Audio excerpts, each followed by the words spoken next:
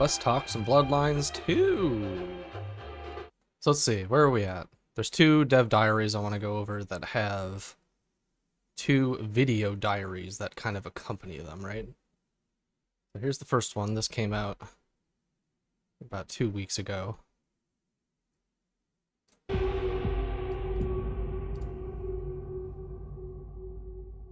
Quick Q&A with the developers who are working on Bloodlines 2. They're hard at work, but I've grabbed some of their precious time to answer your questions and to go into depth on some of the details of the things that they've written in their developer diaries. Let's start with you, Alex. You did the first dev diary. Do you want to kind of sum up what your thoughts were, and I guess on the pillars of the game is?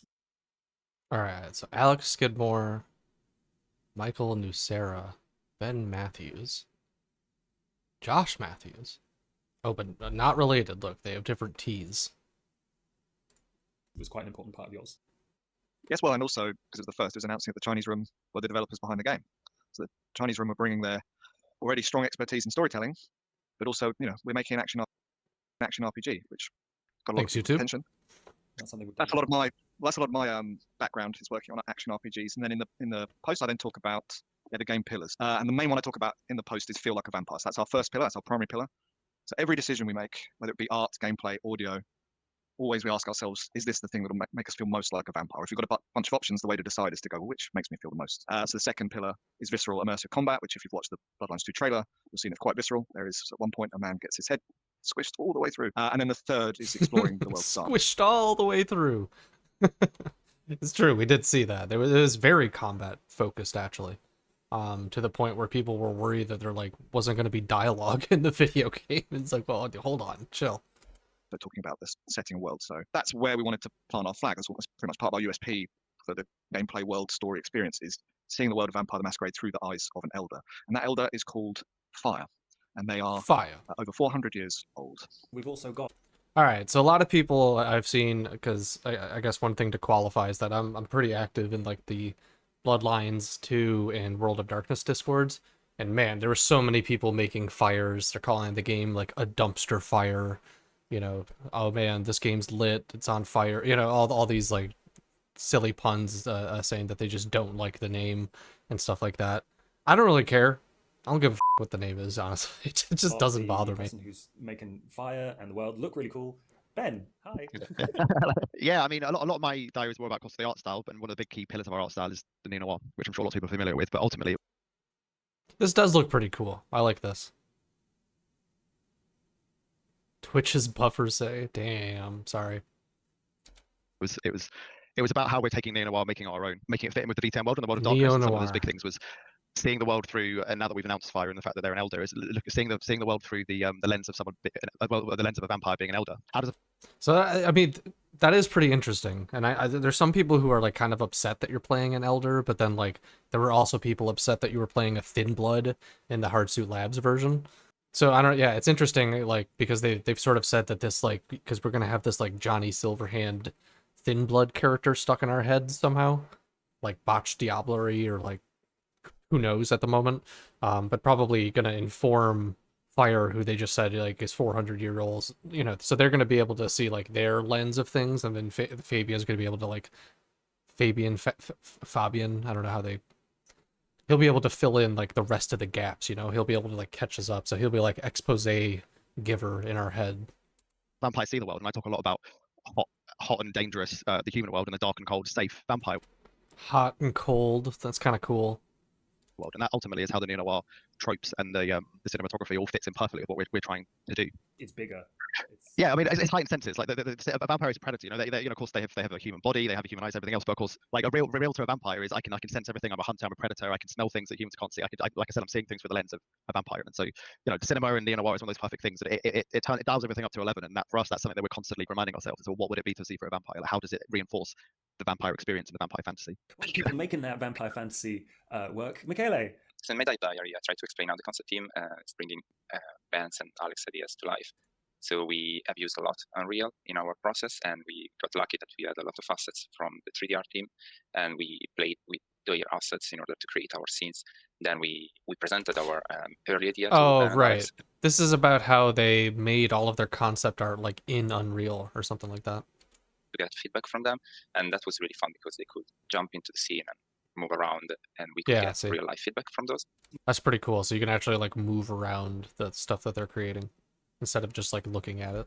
My understanding is that this is a relatively new approach.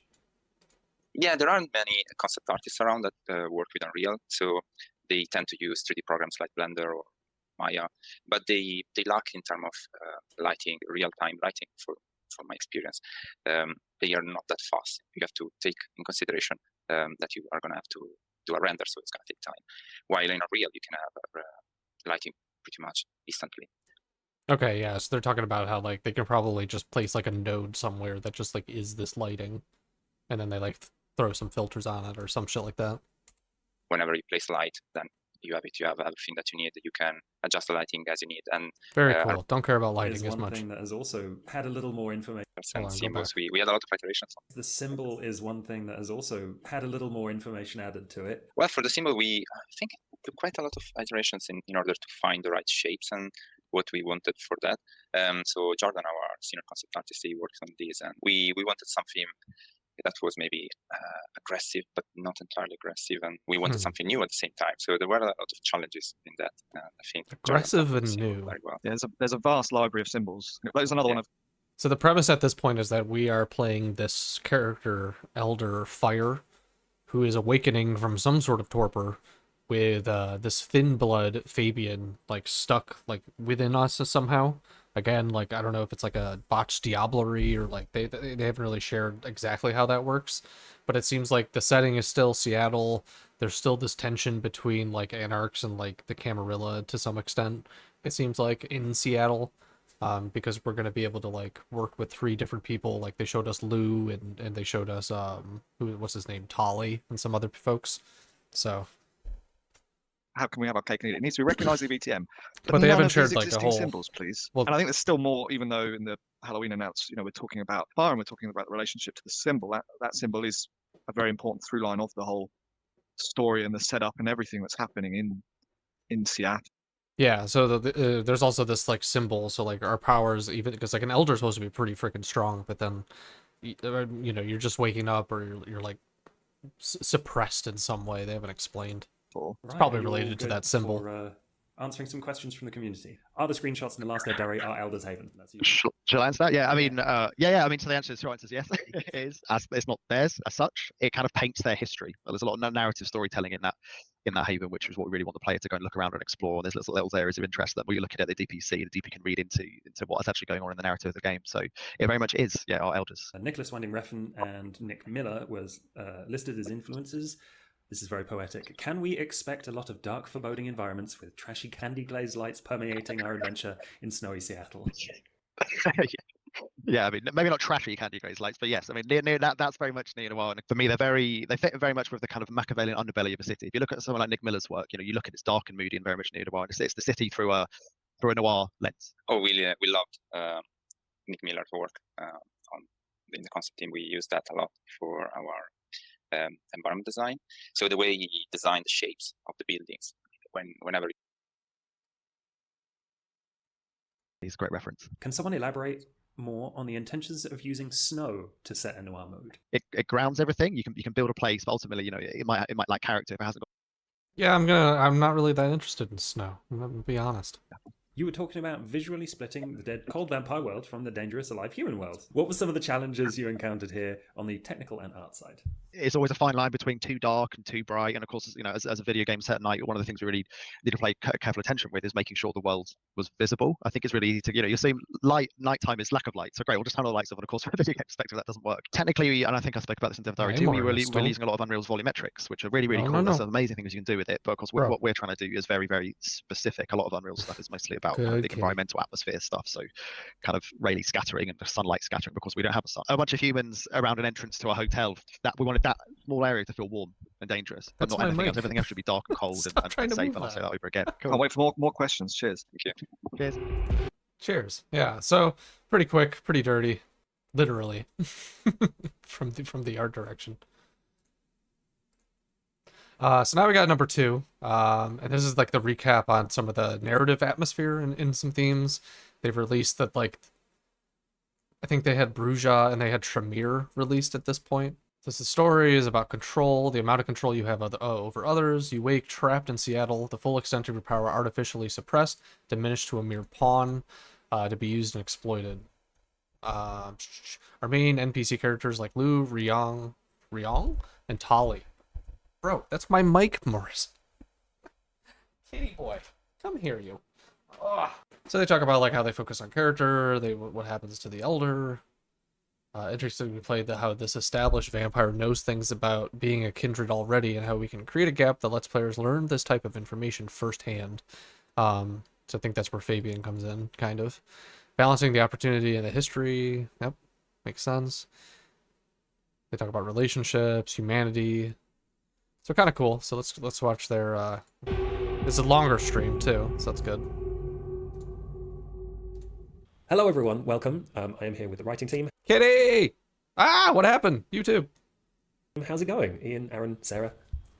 Busy, really busy. In the word marks. Another kitty! I can imagine. Where's your cat? Huh, Ian? Where's your cat? We are here to answer some common questions and go over Sarah's dev diary and talk about all the cool stuff about Fire and the narrative things that we can reveal so far. So why don't we start with that? Hi, Sarah. So cool. I don't think we've met Sarah. Aaron, sorry, was at the reveal, and he was like in one of the tabletop sims. Ian, I'm not sure of. All right. Would you like to talk about the theme of control? I'll get a kitty and cam how eventually. Fire fits into the. I just moved in our story. Sure. So as we know from Bloodlines 1, like control in general is like a very big thing in this world. You've got lots of different people trying to use you, and that's very much the same for Bloodlines 2 and for our protagonist. So obviously she is physically compromised. She's been branded and trapped within Seattle for reasons that you will soon find out. And other people, because of her elder status. Yeah, so it's kind of skull-like. To see her as this powerful weapon, this tool. And so they're all kind of vying for control of her, but also no one really wants to make her believe that, you know, she can be her own person, I guess. If she's powerful enough to go and do her own thing, then they can't control her. So everyone's trying to kind of put her in a place and get her to serve them through manipulative means. So yeah, whilst she is an elder and she is powerful, she's suppressed, she has no allies, no resources, none of the things an elder would typically have to lend them a portion of their at least social power. So she is still quite reliant on the people around her, and she's very much trying to get control back and get that agency back. I think possibly the kind of flip side to it is because she is an elder, she is powerful. And as Sarah said, she is has a lot of potential as a weapon or a tool. So nobody wants to take her on directly. They all kind of have to politically work their way around her and evaluate her and figure out what she wants and what she's trying to do and manipulate her into where she becomes useful for them or allied to them. So this is kind of cool. I like the sound of that because it sounds like there's a good like power fantasy involved where like, yeah, you're this powerful old ass elder, you know? Kind of comes with the territory, and not one like in Redemption. I guess technically Kristoff would count as an elder, but like he was still basically a fledgling when he got put in torpor, and then he just woke up. So like he didn't really have like special powers. Whereas I think they explain later, Fire has a whole bunch of like myths about her. Like she was in Cairo and she was like the Slayer or something like that. Yeah. So it's not as if you're an ingenue coming into a space and people are just going, oh, okay, you've got to prove yourself with the court, you've got to do this, that, and the other. This is a powerful, powerful playing piece, if you like, that's been dropped into the situation. And that has loads of knock-on effects on how people treat her and where she can fit in the map of Seattle. The playing piece idea is a really good one too, because the part of the fact of Fire being a recent arrival as well and an unknown quantity means she could be a pawn, she could also be a rook, she could be a knight, she could be a queen, and nobody really knows what that is, and the player kind of gets to decide a little bit about how much they share of that. Well, we get to decide a little bit. Choices matter.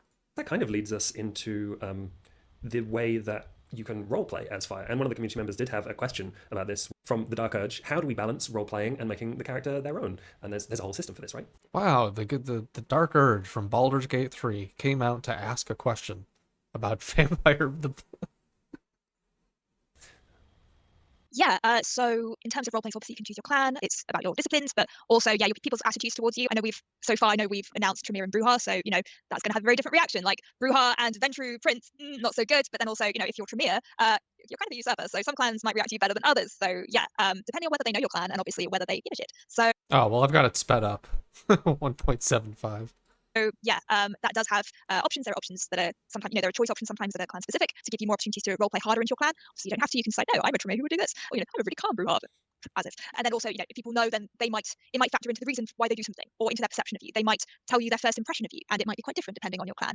They might also compare your actions to the reputation of your clan. So if you do something which is, very calm and level-headed, and you're a Bruja, then they might be like, you are rare, and then on top of that, we're allowing you to kind of basically choose Fire's backstory and who she is now. So Fire's always meant to be this very Quicksilver character, very adaptable, but her whole thing has really been, we wanted to answer the question of how does a kindred that old come to be that old? Like, what keeps you alive when actually, being a kindred in this world is actually very, very dangerous, even if you're as sort of strong as Fire. So what are the things that keep you alive? And for Fire, it's been adaptation and changing, and that kind of allows a lot of leeway for players to really pick what the kind of Fire they've been in past lives, like obviously within the same lifetime, but you know what I mean.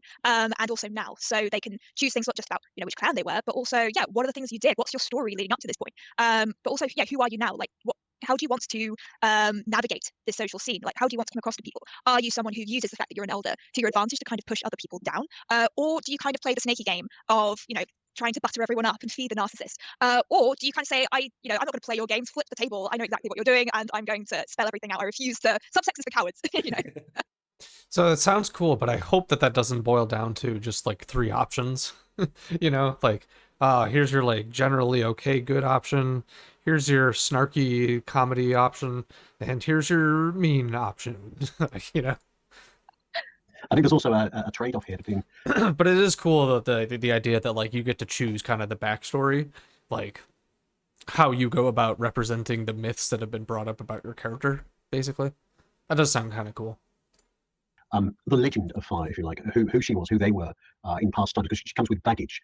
But that is something, as Sarah said, that there is a story about what Fire was, and we let the player make choices about that story as the game plays out. And then there is now, right? There is what people have heard of. Yeah, so how we said, like, we allow the player to make choices throughout. I think that, like, as you have conversations and people, like, either assume or ask questions about your reputation, you can then choose to be like, yeah, no, this did happen, like, canonically in my backstory. I was the Slayer of Cairo or whatever.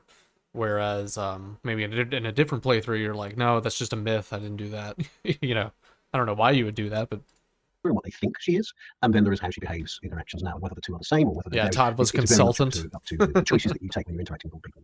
And keep in mind, there's also the aspect of being a hunter in this modern society, and so how you approach other non-conversation encounters as well can help build the narrative of who you are as a character and who Fire is. How does she comport herself in this world?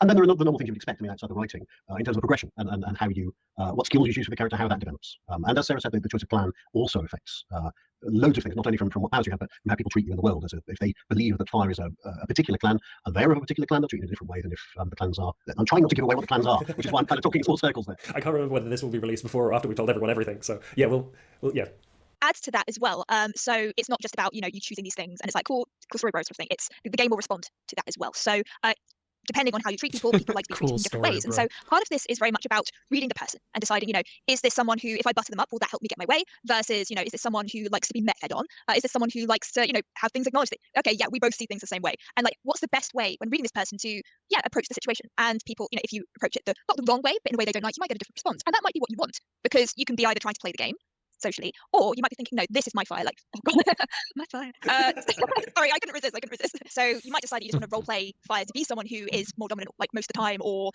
more maybe a bit of a sycophant, or maybe that what could be conceived as being a sycophant is actually genuine humanity. That's completely up to you, but that will be reflected. So it's true both in the ways that people respond to you, but also in the ways that people react to you longer term and how they perceive you. So there's we're just reiterating what we've said. If they can see you speaking to people in different ways, how does that pan out? Which something I talked about in the reveal actually is this is not like a game where you choose the kind of renegade paragon for the whole of. I mean, you can always play Fire this particular way, as Sarah said, but really you are likely to be choosing very carefully how you react to certain people. As Vampire is a game of politics, right? And so if you go and are cheeky to everybody, maybe that's not a good choice. So you get to pick and choose. Exactly, and I think just to speak a little bit to the direction here. So when we were figuring out the approach to choices in this game, we were thinking, okay, how does a vampire navigate this kind of world? And again, it's you can choose to do it as role play, it's like this is who I am. But I think very few vampires are actually presenting themselves as who they actually are and how they actually feel. It's all about manipulating and steaming. So this wasn't about like I'm this kind of person, I'm that kind of person. It's about playing the game. And so we were thinking, okay, what kind of different approaches would both hopefully feel satisfying, but also would be something that a kindred would choose in these kind of situations. In a social situation, you might be trying to butter someone up, you might be trying to stomp someone into submission, you might be trying to play your cards, show your hand or keep your hand closer to your chest. And it's all about strategy at the end of the game. End of the day, but also the game. There's actually also the endings, right? Yes, it does affect the endings. this also harkens back a little bit to even the TTRPG roots as well, where you have someone there being that character and being a fully, ideally, hopefully fully realized three-dimensional character. We want to make sure that there's not a two-dimensional response to that character. If you want something from them, what do you need to do to get that something?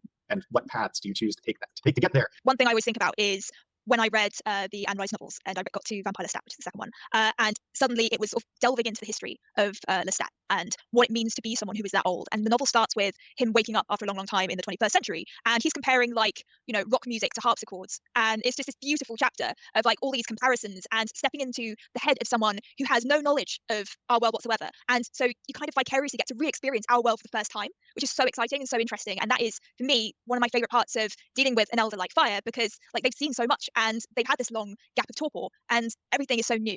And that's really refreshing and exciting and interesting, and it makes just everything pop again for the first time. It makes everything fresh. So there's lots of cool history to explore as well. So, you know, we're looking at the time period that Fire has been alive, unalive, all the different things that they might have experienced, again, depending largely on player choice. You know, we know certain things about Fire's history, primarily, for example, like where they started their own life, and that gives us a few anchor points. And that's a really cool history about that particular part of history that it was just so fun to research and write about. So that's cool. I think they go on to start to talk about how she like is aware of World War I, so like that era of things. The thing that I liked about the elder aspect is that we also don't have to explain a lot of things to Fire. Fire's been a kindred for a long time and knows a lot of things, and especially that survival aspect that you touched on earlier. She knows how to survive in this world. It's just she doesn't know the rules of this particular time. So that's a lot of. There's been some interesting subversions there that we've been able to do, and looking at, well, this is similar to this thing, but the difference is, oh, those details, those will trip you up. Although the difficulty, of course, with all of that is that the player doesn't necessarily have the knowledge that Fire has and doesn't necessarily have that experience. So because this, obviously this title's got to appeal to people who know Vampire the Masquerade and people who don't. And so it's a delicate balancing act between things that Fire knows and the player doesn't. And we don't want to disconnect the player from Fire, and things that we need to get in for players to understand a new space that they've never seen either, or a new world that they've never seen. And this is where, again, going back to the character reveal, this is where we find the second character we've been talking about, Fabian, useful. And so you've got this interesting kind of connection between the two. Okay, so he does say it's Fabian. Got it. You've got Fire, who really knows a lot about being a vampire because she's been a vampire for a long time, and you have Fabian, who knows a lot about modern day. And so we can use the two to bounce off each other to get the player clued into what's going on, and the two of them together, hopefully, the two of them together should survive. The community member, Max Doom, was asking, will the game cover the social aspects of being an elder, like older values, technologies, and getting to grips with that, as well as relationships with younger vampires? Yeah, so I think the first thing to say is Fire is very adaptable. She's a quick study. So with things that she's learning for the first time, especially with Fabian's help, it's not a case that the entire game she doesn't know how to use an elevator, for instance. She's like, what is this magic? It's going to be a sort of quick like moment of, oh, like, what is this thing? Wait, you mean there was a second World War? You know, and then move on. You know, we're not going to overdo it. You're kind of almost inhabiting the space between them in a way. You are Fire, but Fabian is an influence. So Fire has certain attitudes. One of the things that I actually forgot to mention earlier, like one of the interesting things about an elder is the sort of ennui of time and the way that you get kind of cold and detached. And so the player is in a really interesting position where they can kind of choose how much influence he's having versus how much Fire is sticking to, no, this is the way I am. And that's very much available in the choices and will be reflected. There can also be some interesting things too in Fabian challenging Fire on, well, why do you think that thing? This is a thing that you've established. You think, why do you think that? And then exploring that cynicism of the ennui that you mentioned. See, everything gets boring after a while. That's how do you keep things from getting boring? Ugh. How do you see humans? I'll be honest, I find the whole like, oh man, if you lived forever, it would be so boring to honestly be super boring. You really just couldn't get more hobbies, like explore more shit if you were alive for like 400 plus years. I'm pretty sure you could still be satisfied with things. I mean, you are a vampire, so things are maybe a little bit different, like, because I'm thinking about like humanity type things. Like being a vampire for that long is probably a little more detrimental, but I don't know. I just find the whole like, oh man, you wouldn't find anything interesting anymore because you've been alive for so long. I just find that super fucking tired. Like, oh man, they're so detached because they've been alive for so long because we can't think of anything else. Like, I don't know. That was kind of like the Anne Rice thing too. Maybe that's where they pulled a whole bunch of inspiration. They just read a bunch of like Interview with the Vampire and shit, and then they're like, ooh. Yeah, just go to sleep and then wake up in a different time. Fuck it. Anything but cattle. But then, as Sarah said, it's kind of up to the player as to whether they respond to Fabian interrogating that, or whether you go, no, humans, they're cattle. There's also another question from the community about the tone of the game, which is from Kingdom Sower. Oh yeah, he's the community manager, so like he's just asking the questions to get these other guys to go. So it's understandable that he's not talking too much. Is this game going to be overly serious, kind of campy, or how are you building the levity into it? Because obviously horror, tension, levity, you can't have one all the time. So yeah, how are you writing that together? I think it's worth saying that, like any, I hope, well-told story, we have a little bit of everything. Different characters are drawn in different ways. If there's comedy in it, it's not because somebody believes they're the comic relief. That's just the way they act, right? People are people. There's a wide variety of them, and the background of Vampire the Nice, Masquerade Rich. lets us What's up, be kitty? slightly larger than life, rather than deeply, deeply realistic, because that's the franchise. What do you say? Hold on.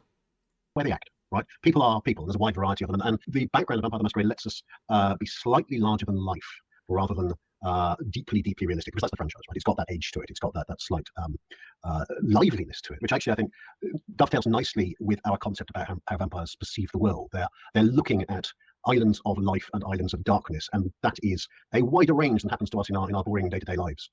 So hopefully you'll see bits of humor, bits of joy, bits of despair, all slightly more exaggerated than we have in reality. So I think he said all of that to say that you'll see some supernatural shit, right? Like, I think it's worth saying as well that it depends who you talk to. You know, like in Bloodlines 1, talking to Officer Chunk is a very different experience than talking to, you know, LaCroix. So yeah, it's one of those things where, yeah, it's about the person, and also, yeah, different kinds of humor as well. So a character like, say, Tolly, who we've seen in the earlier reveal, he might be a lot more overtly witty. Whereas for a character like Fire, a lot of the humor comes from the fact that she doesn't know what some things are. Or, you know, the contrast out of between water. someone like her and another character who's so opposite produces opportunities for humor. And, you know, that's partly why Fabian's there as well. He is an opportunity for the player character to have their own moments of humor. Even for, you know, someone like Fire is generally like, she can be more serious, but that produces a humor of its own. And yeah, we're gonna get a social media joke. Hashtag vampire. we get it from the surrounding cast in their different flavors. Yeah, I like to think of having realistic responses to unrealistic situations. These are still monsters. By definition, right there in the original rulebook, you're playing a monster. These are not nice people. Maybe you want to do a nice thing, but at the end of the day, you got to bite that person and suck out their vitae. Times. All right, well, thank you for your time, everyone. I can't wait to take a look at more community questions later down the line and see what more reveals we have for people later. Goodbye, everyone. Cool, thanks. Nice. So there we go. Get another nice recap about their process and some other things going on. I'm excited for the gameplay reveal in January that they're supposed to show, because I think that'll be a big one. So here, let's watch the official Banu Hakim trailer. This is the latest thing that they've put out. Post alpha. I feel like this is too loud. Tell me, Willem, what rumors have you heard about me? That you were there in Cairo. They called you the Slayer. And what will I be to you? Thank you, YouTube. Rumors have you heard about me? That you were there in Cairo. They called you the Slayer. And what will I be to you, Willem? And to this lonely, forgotten warehouse?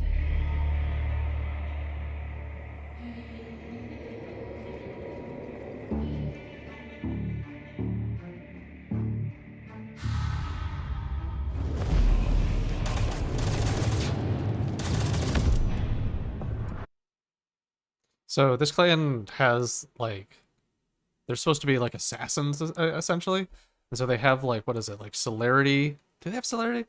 I know they have obfuscate because they're using it right now, and then there's some sort of, like, maybe they'll be using like some sort of poison.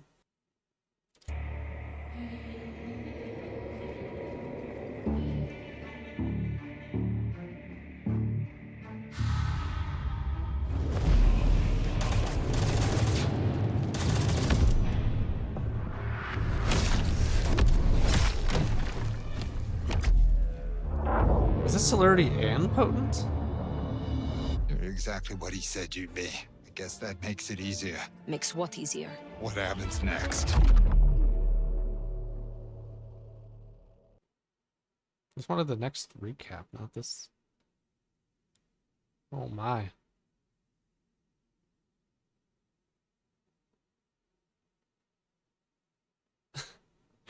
World of Darkness, ignore fans. Bloodlines 2, what are they thinking?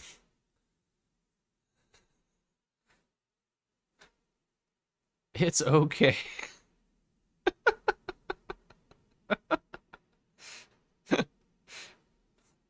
Here, we can watch the announcement trailer again. In the sound of the silent I can move like the wind. Oh wait, no, before we do that, someone did a comparison video because they released this conversation earlier, and then like this is apparently. Tell me, Willem, what rumors have you heard about me? That you were there in Cairo. They called you the Slayer. And what will I be to you, Willem? And to this lonely, forgotten warehouse? Whoa. What will I be to you, Willem? They made her lean forward, and she actually emotes now. I mean, it's a definite improvement. Here from Raging Nomad. Post-alpha trailer versus Banu Hakim trailer. Interesting. Willem, and to this lonely... When did they announce it? Like 4 years ago. Give or take. Forgotten warehouse. The only other thing really to talk about is that there's now two groups of people who have like kind of formed around the games. And there's like this understandable like contrast between the Hardsuit Labs version and the, you know, current Chinese room version, right? And so there's like, it's kind of crazy. There's a, it's like people accusing other people of like perfecting one or the other like version of the game now. And thinking that like the Hardsuit Labs version was this like miraculous like version that like was way closer to the design and was like super good and all that.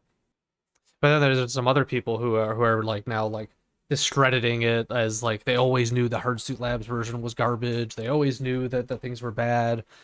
Brian Matsuda's a bad developer actually.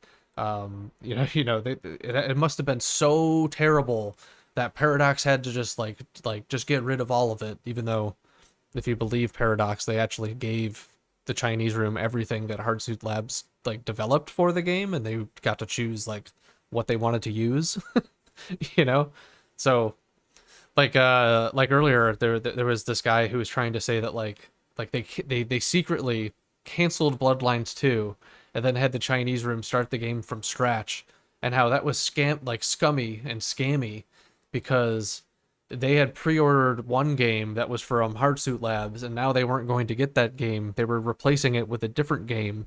And he was trying to say that it was like equivalent of like, say I give you this like appliance, or I say, you know, you pre-order this appliance and then I show up with a different appliance, is that okay? And it's like, what are you talking about? This is a digital good. Like, they refunded physical pre-orders because you're not going to get like the Elif statues anymore because Elif isn't in the game. So, it's like all the other like digital editions are apparently staying the same. So that's why the pre-orders are still there. And then they emailed everybody like ahead of time to be like, hey, we're making all these changes. This is the new developer. This is how you do your refund if you want it. They were really upfront about it. Yeah, I don't know. It's an understandable comparison though, right? Because like, given the way that the Hardsuit Labs version like collapsed with like Brian and Kai Clooney getting fired, and then they like eventually firing the whole studio, and now the studio's owned by like some other company now. Like Paradox doesn't even own the 30% of the company that they used to own. And then they had to like wait 4 years for TCR to develop this, before they could even start talking about it. So just like the unknown natural way about it is like people are just speculating because they want to figure out what's happened, because we're not going to know. Like, we can't know. People are under NDA, and I don't know, maybe eventually someone will like leak the Hardsuit Labs version. That I don't know how that would work, but it'd be interesting. But yeah, they're just like what like some people were arguing. They're like, yeah, I work in the corporate world, and so I know how these things go, and so just trust me, the Hardsuit Labs version must have just been garbage. And it's like, wait, hold on, but there was all the marketing and stuff telling us that the game was good. They didn't cancel the game because they were like, actually, this game isn't good. We're gonna get rid of they were like very adamant that they didn't cancel it, that they were like still going to develop it, that they were happy with the it's like, what, how do you like speculate yourself into believing that like, yeah, my speculation is 100% fact, like this definitely happened, like one way or the other. It's so interesting. To see people come into like, because it keeps happening too. Like they'll come into the World of Darkness or the Bloodlines 2 Discord, and they're just expressing their feelings about like what's happened. They're just like, I'm worried that this isn't going to be the Bloodlines 2 that I really wanted, you know. And then you get these jaded people, me included, who start responding and going over the same tired arguments because someone will bring up like, oh, you know, the Hardsuit Labs version wasn't even gonna be that good anyways. I wasn't, you know, thrilled about playing a Thin Blood, and now that we're playing an Elder, and blah blah blah. My dad's John Nintendo Paradox, and he works at Hardsuit Labs, and he's confirmed that the Chinese room is gonna do this and that. And it's like, what what are you talking about? I don't know. I'm also wrapped up into this for like years and years now, so it's just frustrating to see people just go like, yeah, you know, Brian Bitsoda, that guy fucking sucks. And it's like, hold on, like, what are you talking about? I thought he was developing a good game. It didn't seem like anything that he was doing was the problem, you know, with the video game. If there were problems with the video game. In the back of my head, I feel like what really happened was just some interpersonal, you know, different visions for the game, and people got into arguments, and so internally Hardsuit Labs decided to fire Brian and Kai and just go forward with their version of the game, you know, and push it through to whatever deadlines they had instead of like adding more stuff or doing whatever. And then Paradox backed them because they're the CEO and, you know, the upper management and yada yada yada. You know, it probably had nothing to do with the game itself or like the development on it, but we don't know. Nobody knows, at least he was gonna say. So it's like we're just stuck in speculative land. Nobody knows anything, and we won't know anything, but we're all convinced one way or the other that it had to be, you know. Man, it's so fucked. But anyway, so that's where we're at. I mean, that's what they've revealed. We've got they've got the 4th base clan to be revealed soon, I guess. Like, what is here's the latest news. What's next? It's the 3rd clan we've revealed. Next week we'll be back with our final base clan. Following the holiday break, we'll be back with extended gameplay in January. So excited for January to see just like what exactly we're going to be doing. Like, what's the gameplay? I want 30 minutes. I want 30 minutes of gameplay like we got with the Hardsuit Labs version. And see what's going on. Just to scroll some of these for just a moment because I think it's funny.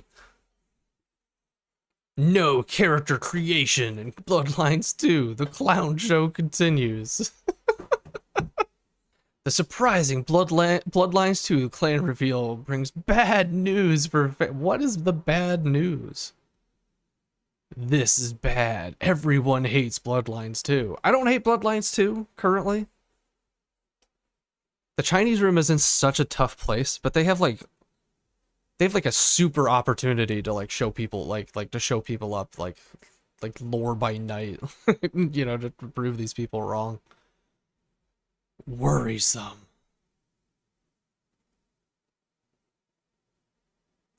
What the fuck is this? It gets worse.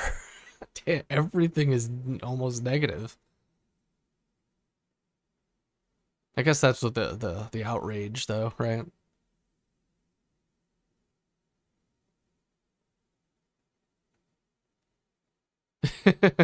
Yeah.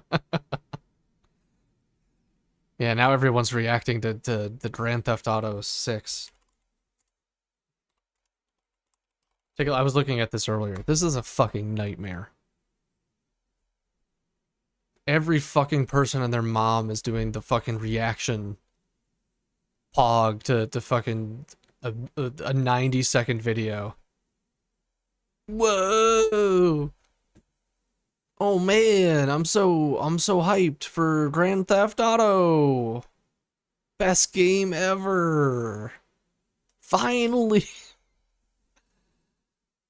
Oh man, where's someone crying? Someone's got to be crying in one of these thumbnails, right? Oh man, get the compilation of reactions. Look at that. He's compilated all of these people. Look at all these faces you're gonna see. We don't acknowledge shorts. Shorts don't exist.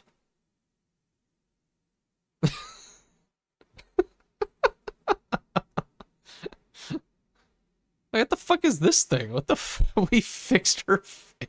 Okay. Oh my, it's a nightmare, dude. You just get every reaction ever.